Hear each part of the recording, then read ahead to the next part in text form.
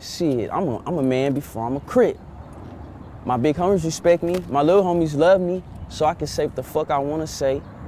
And we fucking with real niggas, so I go and fuck with real people from the Brims. So I shout it out to the Brims. Not just the Brims, Power Rules, and other domos too, you know what I'm saying? But I really fuck with the Brims, cause I was over there, and they showed me a whole lot of love and respect.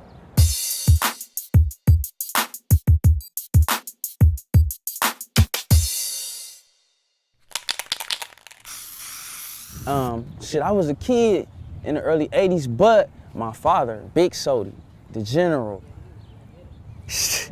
he made sure I knew every little thing about the streets. I don't care what it was. That's why I'm here today, because of my daddy, Big Sodi.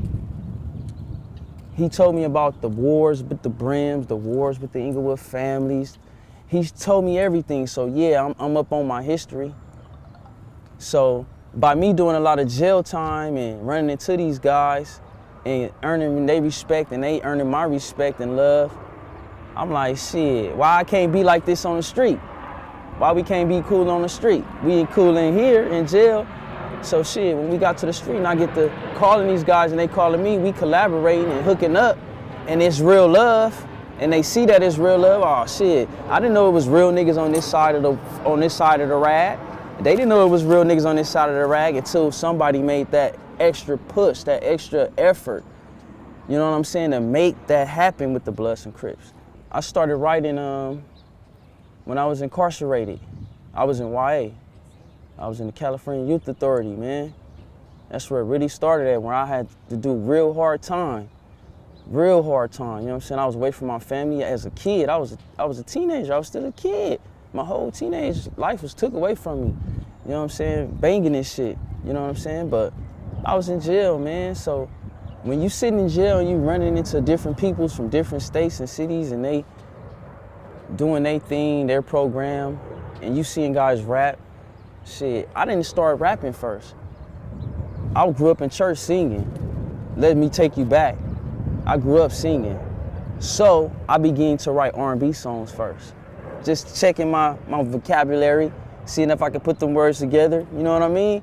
I started writing R&B songs because I could sing. So I said, okay, if I can write an R&B song, let me try to write a rap. So I wrote a rap, and it sounded good. I started performing in prison when I got out of YA. I actually went to prison. I started performing in prison.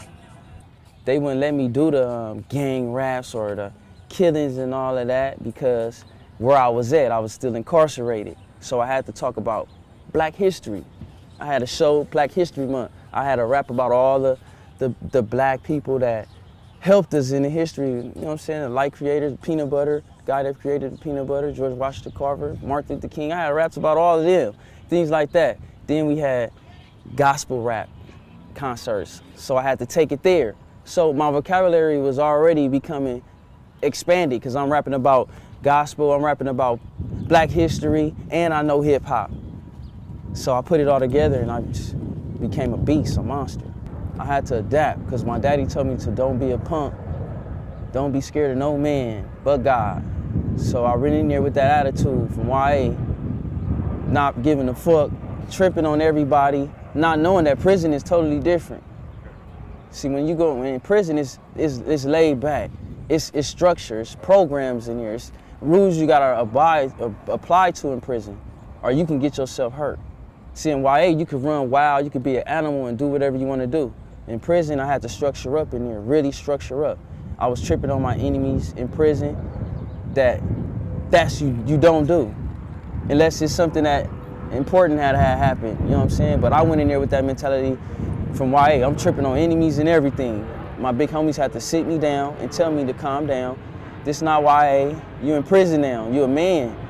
You gotta get to know these Black guys that surround you, you know what I'm saying? These are good dudes, you know what I'm saying? You fucking up our program coming in here with the wild shit. We ain't got no knives out, we got our knives put up, cause we ain't been on that. So I had to go in there and really structure up and find myself. So I really began to start writing again, goes back to the writing in prison. I started writing real raps and started doing shows because I was feeling my raps. So I wanted everybody to hear it, see what they thought about it.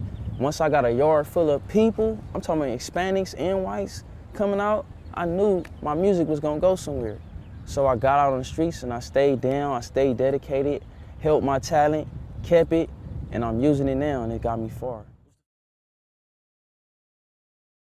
I chose something different, something better, something that I like, which is music. So, you know what I'm saying? I'm still a part of this neighborhood, so that makes me a member. I don't gotta bang to be a part of this member, go and kill and rob people, no. All you independent artists out there, don't worry about getting a major deal, man. Worry about just constantly pushing to where you just generate money accidentally.